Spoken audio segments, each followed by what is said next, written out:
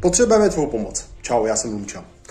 Hele, řeknu ti můj příběh. Já jsem v životě viděl takové různé věci, které se děly, ale v momentě, kdy jsem zjistil, že moje mamina bere psychofarmaka, tak jsem z toho byl prostě zoufalý, protože jsem viděl, jak se to všechno mění a tak dále.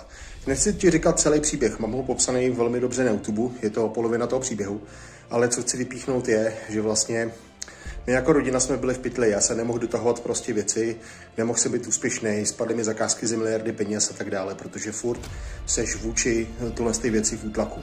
Moje mamina na tom frčela vlastně celý život, nikdo s tím neuměl prostě pomoct, bylo to strašně těžký, složitý, ten moloch a tak dále. Já jsem kolem toho byla 8 let. A když jsem se po třetí, po čtvrtý snažil jistě psychofarmak dostat a pořád se to vracelo, furt jsem jí musel dávat do blázince, pak z blázince zpátky a nikdo nevěděl, co s tím. A naopak mi asi 2krát skoro zabili. Takže psychiatři nejsou v tomhle vůbec kompetentní. Nicméně, já jsem to prostě vyřešil, já jsem se nasral, vytáhnul jsem jí z toho po 34 letech, i když mi lidi z Arizony, kteří na to mají prostě kliniku, řekli, Lumčo, nejde to. Od 7 let, když lidi berou antidepresiva, mají to vyzkoušení, prostě musíte baštit do konce života.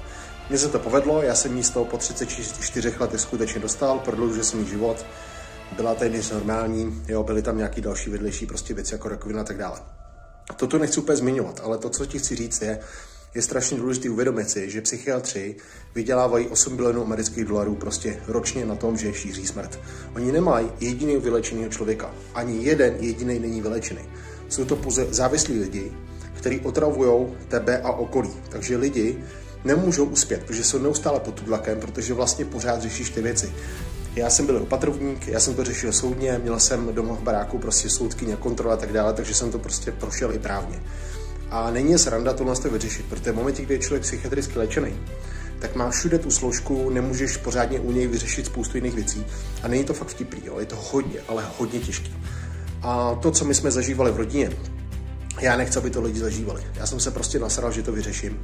Jakýmakoliv způsobem a prostředkama. Proč? Protože když jsem dokázal vyřešit tohle pro sebe, pro naši rodinu, tak to dokážu vyřešit i pro tebe, i pro ostatní. Já potřebuji tvoji pomoc, protože tady my za to prostě bojujeme, protože diagnózy jsou podvod a můžeš se prostě připojit, přijít na pochod, přijít na výstavu, a nebo případně pokud znáš nějaký dobrý právník a nějaký lidi, tak já dám dohromady prostě tým a jdu s tím fakt něco udělat. Takže hlavně se z toho nezbláznit, pojďme s tím něco dělat a očekávám tu pomoc.